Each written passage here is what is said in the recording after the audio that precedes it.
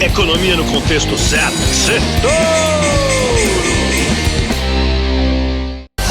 Boa noite, Brasil, ouvintes da Jovem Pan. Bem-vindos a mais um Sextouro. Resumo da semana econômica no contexto certo. E essa foi uma semana difícil. Aumentaram as tensões geopolíticas com o ataque do Irã em Israel e o revide de Israel hoje. O fiscal desandou no Brasil. O presidente do FED, o Banco Central dos Estados Unidos, Mr. Jerome Powell, virou a mão e agora lamentou a falta de progressos na inflação. Só que há 2 semanas atrás ele se dizia confiante. Acho que é por isso que o mercado já não dá mais bola pro que ele fala. O pessoal tá lembrando que ele errou todas durante a crise do coronavírus. E o presidente do nosso Banco Central, Roberto Campos Neto, disse que o cenário mudou. Explicou, e o mercado não gostou nem um pouco de ouvir verdades.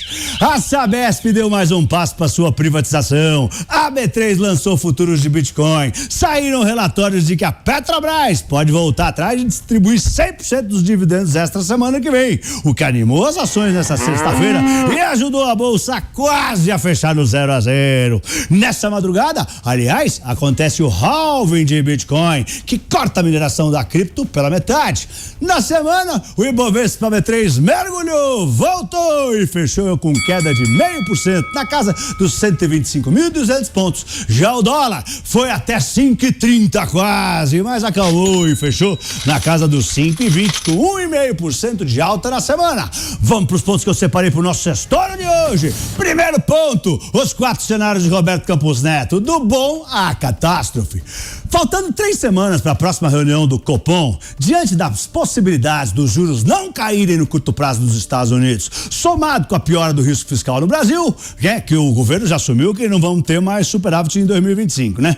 O presidente do nosso Banco Central, Roberto Campos Neto, admitiu que essas incertezas podem mexer no rumo dos juros do Brasil. Ele listou 4 cenários para a trajetória da nossa Selic. O primeiro é que poderíamos ter uma redução das incertezas lá no mundo afora, né? E os juros caíam no mesmo ritmo, ou seja, a Selic cai de 10,75% ao ano para 10,25% ao ano em maio. A segunda hipótese, as incertezas continuam e isso poderia acarretar numa redução do ritmo de queda, ou seja, o Banco Central cortaria só 0,25 na Selic para 10,5. Terceiro cenário, as incertezas pioram, sei lá, a guerra faz o petróleo saltar para acima de $100 e a Selic poderia ficar inalterada em 10,75. E na pior das hipóteses, o estresse global explode e aparentemente Campos Neto sugeriu que existe a possibilidade do comitê subir a taxa de juros.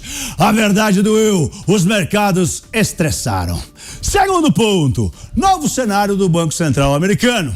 Quem tinha dúvidas não tem mais. O presidente do FED, Banco Central dos Estados Unidos, Mr. Jerome Powell, deixou claro que muito provavelmente não veremos corte de juros dos Estados Unidos tão cedo. Inicialmente, isso não assustou o mercado, porque não sei se não importa muito para as ações de tecnologia que estão vendendo muito lá com a inteligência artificial, ou quem sabe porque alguns meses de espera a mais para cortar os juros não seja o fim do mundo, ou porque o Jerome Powell já está sem moral. Mas os investidores começaram a se perguntar: será que o Banco Central americano vai mesmo cortar os juros nesse ano? As apostas na CME, na Bolsa de Chicago, de que os Estados Unidos não vão cortar os juros esse ano, saltaram de 0% para 11%. O Bank of America diz que existe o risco real de que o Fed não corte os juros nem esse ano, nem até março de 2025. Vale lembrar que no começo do ano as apostas em Chicago apontavam para 6 cortes de juros para esse ano. Agora estão em 1.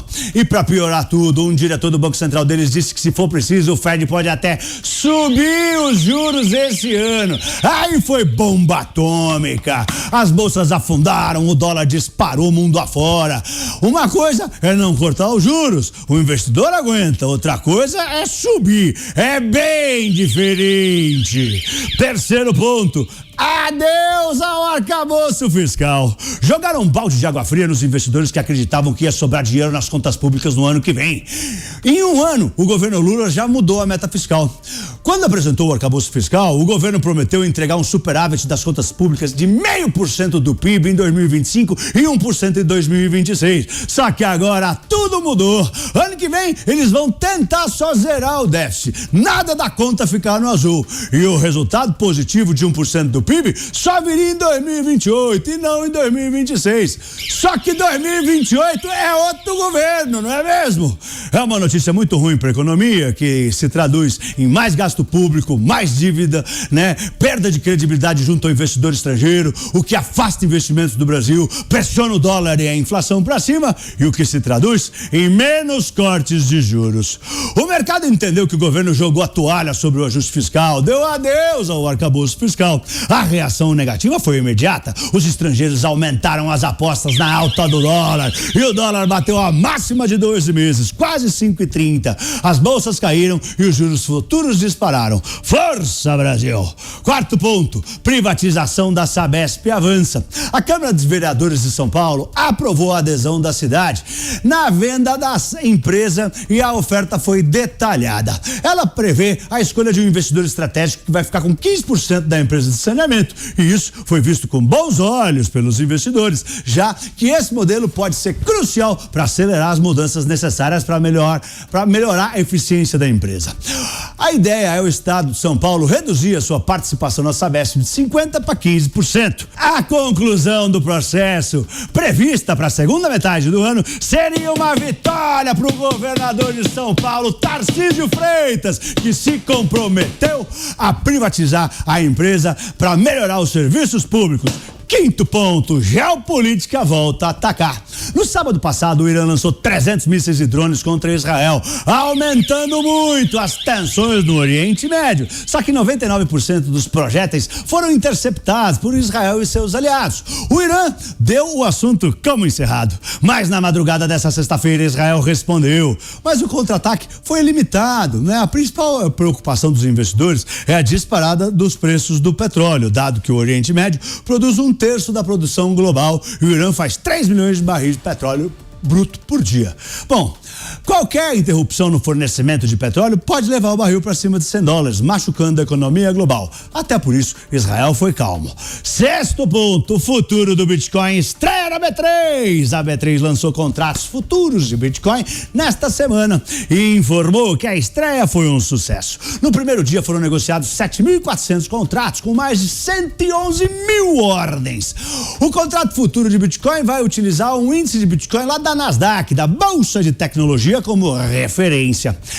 O lançamento acontece em meio ao aumento do interesse dos brasileiros pelas criptos. O volume de bitcoins negociados no primeiro trimestre disparou no Brasil e no mundo, depois do lançamento dos ETFs lá nos Estados Unidos. Só para você ter uma ideia, o volume médio dos contratos futuros indexados a Bitcoin negociados na CME, a Bolsa de Chicago, dobrou nos últimos meses. Além dos futuros, os investidores podem escolher entre 13 ETFs ligados a moedas digitais, incluindo um BDR de ETF atrelado a Bitcoin à vista. E para a semana que vem vai sair a inflação nos Estados Unidos, o IPCA 15 do Brasil. Teremos decisão de juros da China e no Japão, além da temporada de balanços que começa com Uzi Minas Vale e Klabin, entre outras, aqui no Brasil.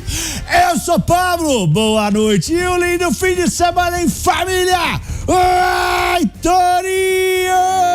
Ai, Torinho!